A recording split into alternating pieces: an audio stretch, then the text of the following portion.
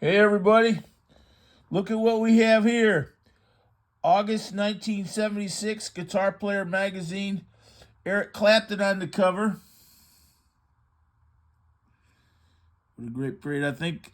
And we're going to look at that Eric Clapton interview, but actually the reason I thought we'd kind of look at it was because you've got Carl Radle featured in here, and also George Terry. His name isn't on the cover, but George Terry. And this was the heyday of that Tulsa band by Eric Clapton, which was such a great band. That's my favorite period of Eric Clapton's career. He's done great guitar playing in a lot of his other periods of his career.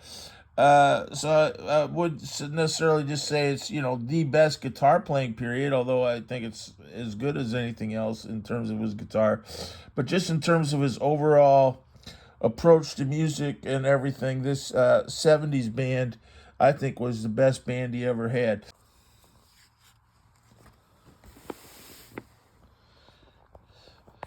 Now I already looked through this just now. I bought it off eBay. And unfortunately, there aren't a lot of color glossies in here. A lot of it's black and white, but it's still pretty interesting. I've got some other Guitar Player magazines. It's kind of like when I look at Playboy magazine or some of those old Cream. Some of them have more glossy color photos than others.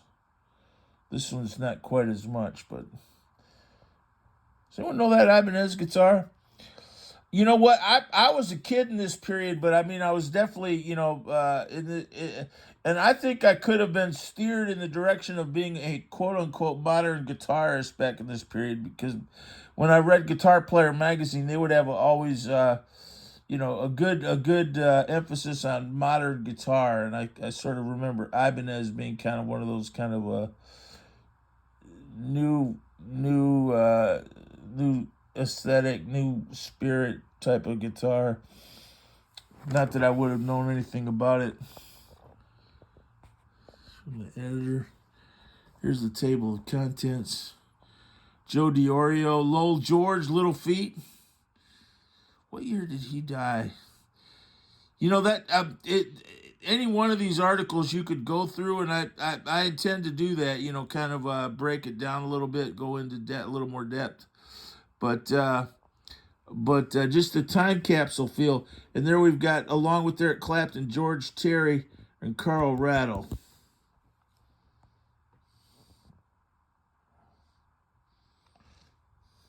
And one of the things that's kind of cool about this is looking at the ads. You see some ads. There's D'Addario.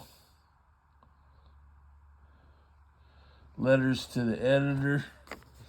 Like I said, I kind of deep dive and go into detail on all these, but it would probably be a 2-hour video. There's Carlos Santana, Mesa Boogie. And Carlos Santana in 1976 on that Gibson.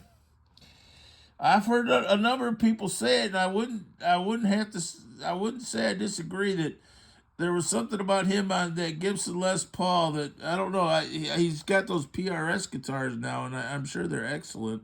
There must be a reason he plays them. But those Gibsons have a bite. That's what they say about Clapton switching over from Gibson too. Of course, I love the Fender Strat stuff Clapton did all those years, but there's something about those Gibsons, and I think with Carlos Santana, when you see him in this period with those Gibson Les Pauls, that was classic Santana. It's 1970s. Here's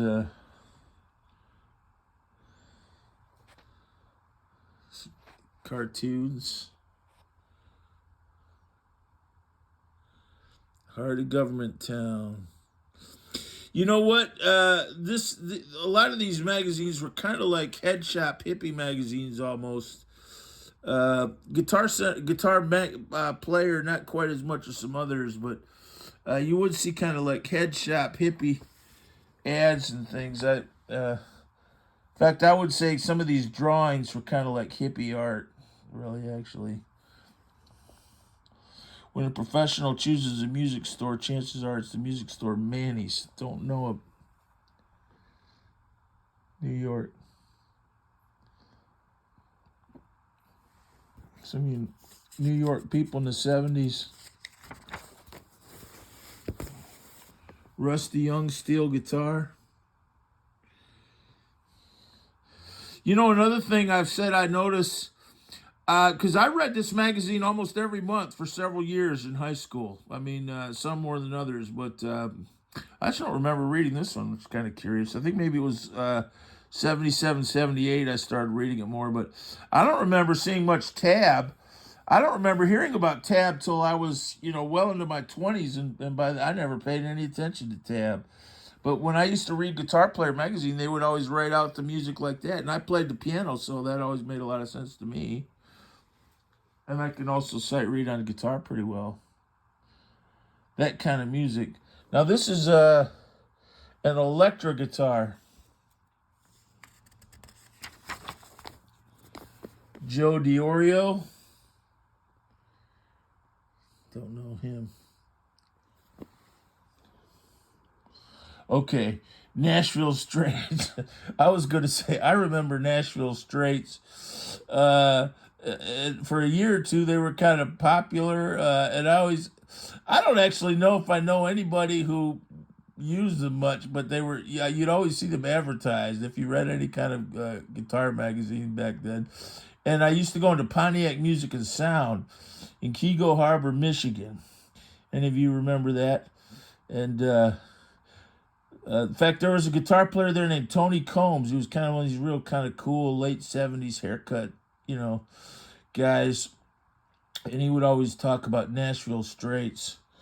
And even back then, I always thought it sounds kind of like a gimmick.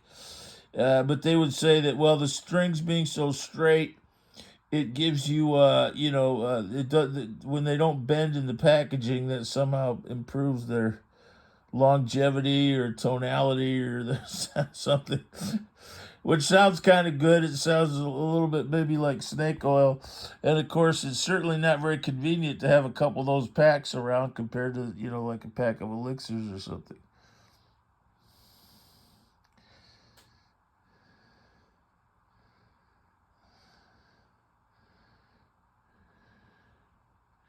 Your ears will tell you the difference. You will never use coiled strings again. Yeah, I definitely remember those Nashville Straits. I'd almost kind of put them in the category with Pet Rocks, Mood Rings, Earth Shoes. I don't know. Think kind of the Little Feet. There we go. Well, they say time loves a hero. If you'll be my Dixie chicken, then I'll be your Tennessee lamb. Fat Man in the Bathtub. Oh, Atlanta.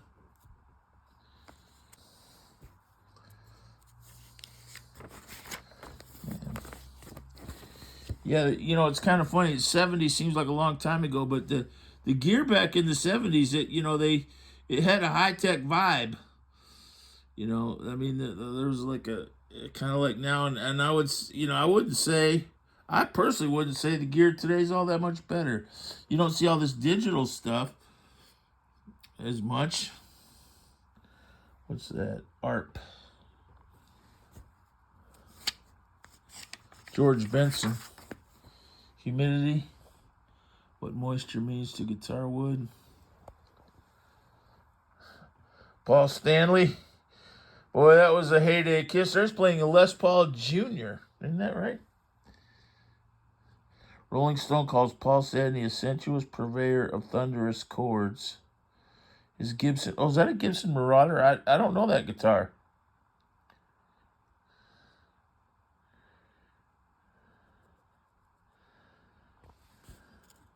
You want to rock and roll all night, the Marauder is one pretty guitar to go with. Gibson Marauder. Looks kind of like... I just didn't look at it that carefully, and it looked like a Les Paul Jr. Look at the headstock.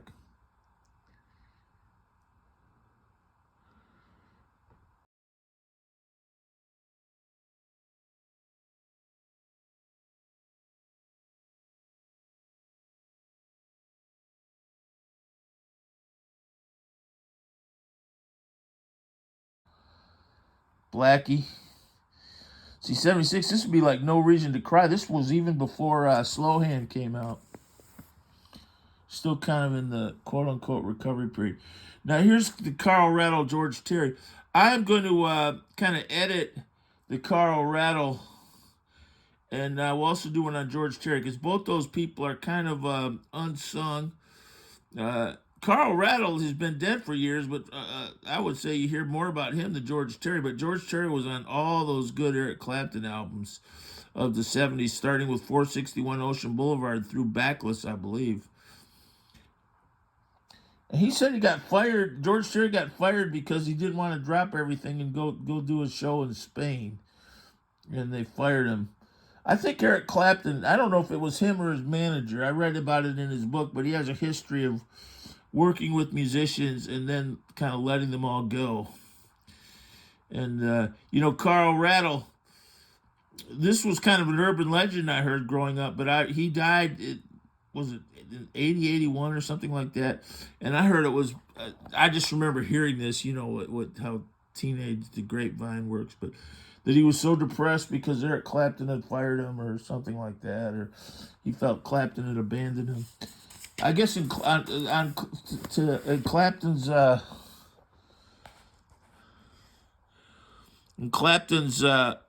perspective, he is a solo artist, and one of the good things about his career is he's played with all kinds of great people. So,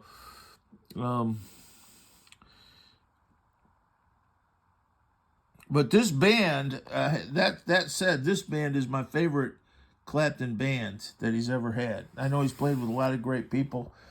Alvin Lee, that album he did with Alvin Lee, which is like late 70s, early 80s.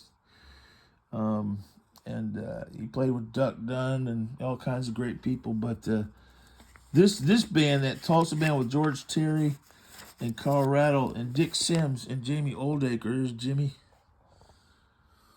One thing back then, Jimi Hendrix, I don't think he was marketed. Like the family got a hold of that name. Here, we should go be looking through this Eric Clapton article. What's your favorite acoustic guitar? Martin D28.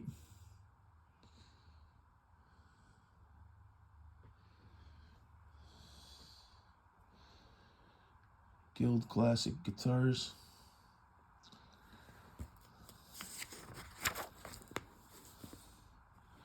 Play your cards right. What is that an ad for? Chuck Rainey. Frank Marino. Don't even try to figure it out. We'll be here all day.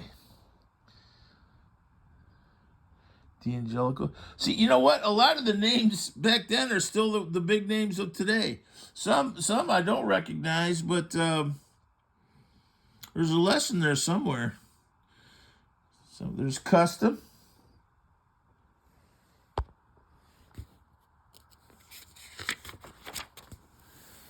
Okay.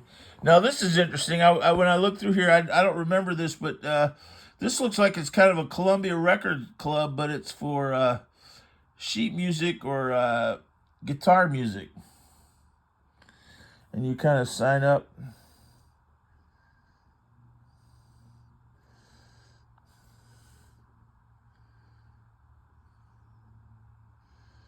And you pick Eric Carmen, all by my. But boy, you got Toys in the Attic there, Fleetwood Mac. Would that be basically sheet music, piano, vocal, guitar?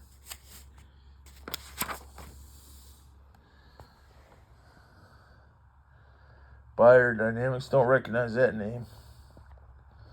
You know something else? You saw my Donald Trump video, maybe some of you. But I bet an awful lot of this equipment back then was made in the United States.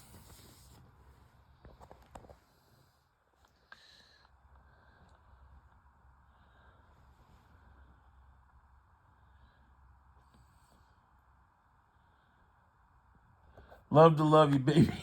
Oh, love to love you, baby. Is that Donna Sumner? Oh, and she makes the sounds of a woman in the throes of passion, as they're called. They banned that song in England. And then she says, it wasn't the words that got me banned. It was the microphone. I sounded a little too real. That microphone. Okay, all right. We won't elaborate, but you get the picture. Tama. Oh, man. Jeff Beck Wired. New album at that time. See, Wired was after Blow by Blow or before?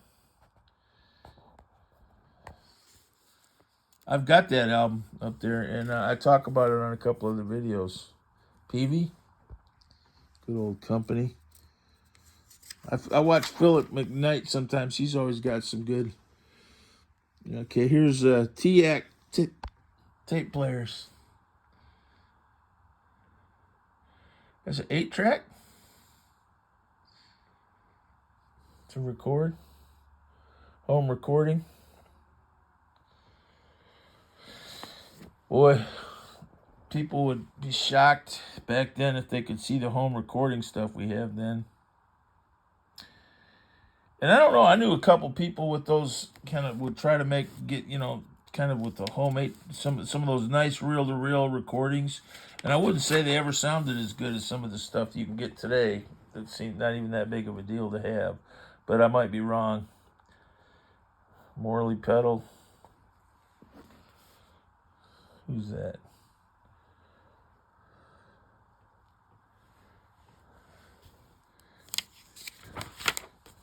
Okay. Jim Dandy to the rescue. Jim Dandy to the rescue. Or an Ampeg. Or is that Mark Farner? That's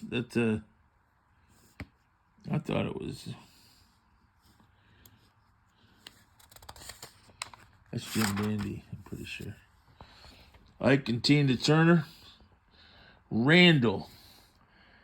You know what? Is that still around? Now, I was going to say, when I was looking through there, I'm pretty sure that a guy I played with in high school, like a high school age band, had one of those big acoustic amps. I remember being jealous of it because it was big. I had a Fender Super Reverb. I wish I had it now. But his was bigger. And then he got a distortion pedal.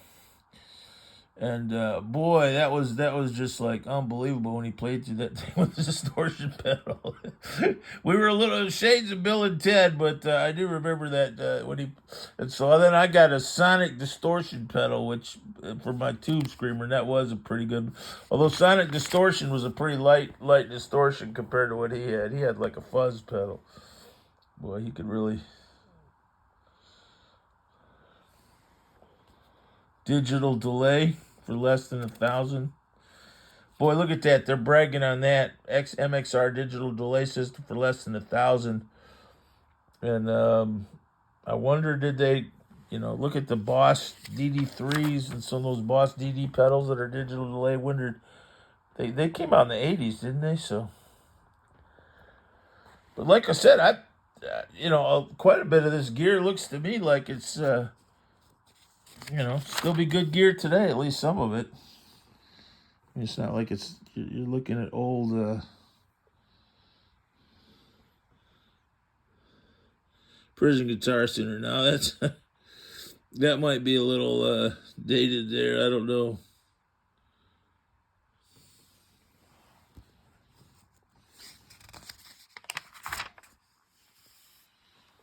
The ads are always kind of interesting. A lot of guitar strings. That's got to be tough to try to break through with guitar strings, huh? Al Di Meola and Ovation. You know what? There's something about when I see Ovation in the 70s and in this magazine, it always makes me want an Ovation. There's Al Di Meola with an Ovation. And I didn't know he was associated with the Ovation, but, Cat Stevens and Glenn Campbell are two people among many, but Cat Stevens was someone I will think of when I think of 70s Ovation players.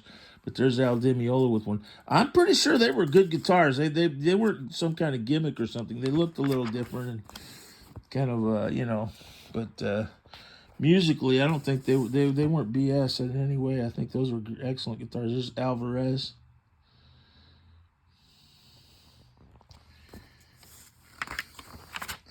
I wonder if the average guitar back then was as good as today, because that is one thing that modern technology. I don't think they had computer numerical cutting and lasers as much. If did they? I don't know.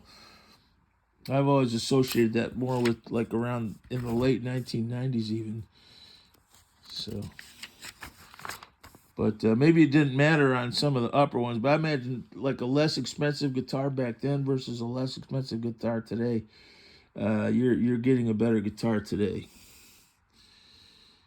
But I don't know though. Some of these are beautiful, and I certainly played guitars when I was a kid that were nice. The one I played on was a whole harmony beater, till then I got an Alvarez in high school. It seems like the one I had, I got it my senior year of high school, and it was an Alvarez Cutaway. And I've always kind of looked around. Okay, now this is interesting. This is a Yamaha ad, and it's talking about solid state. Those are all the Yamaha amps.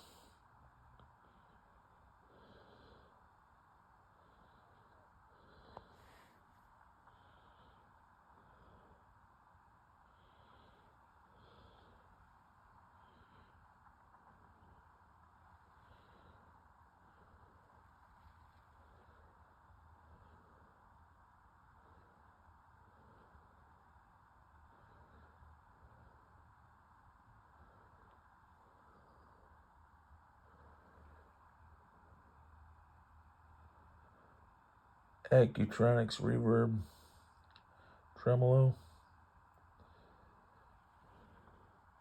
Recognize any of those amps? I feel like I read that Yamaha looks familiar to me. I think a guy I went to high school with in Wheaton, Illinois had a Yamaha kind of like that big one there. I don't know if it was his was. Is that Roger Daltrey?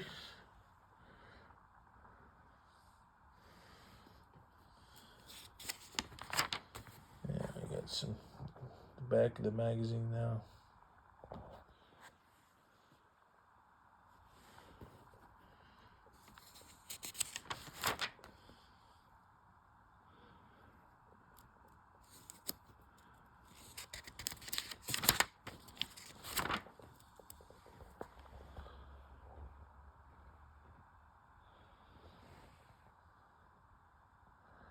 Stainless steel picks, huh?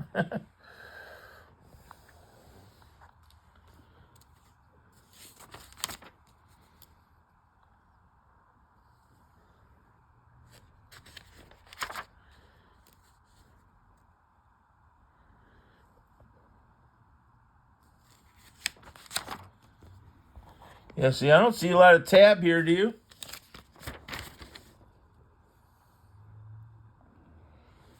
That's musical notation. That's not tab. I've never liked tab. And I guess this is reinforcing my bias. I mean, look at all these. And these would all be like music school graduate type guitar players. I think that wrote a lot of these columns. They weren't just like self-taught. A lot of the great guitar players are self-taught and can't read music, but these guys would be like music school graduates, with really, really knowledgeable in terms of the music theory end of things and sight reading. They didn't use tab. John Henry. Album notes. This is pretty interesting. So we got some album reviews. John Lee. Is that John Lee Hooker? No, John Lee the bassist. Toulouse Engelhardt. Don't know him.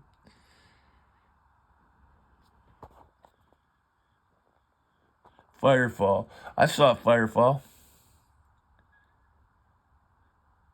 And they were actually excellent. They did You Are the Woman That I've Always Dreamed Of. I don't know if that song would have been out yet in 76. Maybe it would have been, yeah, because I think I saw them in 77 and they played it. But I always liked the song they did, Mexico. And, when they were one of those bands they seem kind of, I don't know, some people might even call them yacht rock or something today. But when you see them live, man, they would rock out. Had some great guitar players, also like saxophone player. Nils Lofgren, Johnny and Edgar Winter. Well, I won't say it, but music was great back then. I won't say it was better. That might make a... What's this? Stratomike. That's supposed to go... It's like a pickup that goes over your strings, huh? What the heck? How are you going to play? I don't know. I was trying to imagine that. And that's a Music Man bass. And in the back, we've got a Fender high-flying, mellow-throated Telecaster. Ooh, 70s Telecaster ad.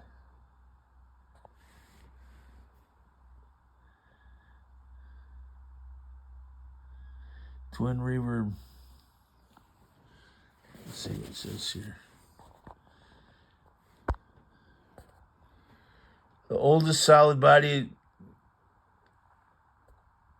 and a musical in the world, Telecaster ranges from the granite cliffs. Oh, it's kind of playing off the like wildlife.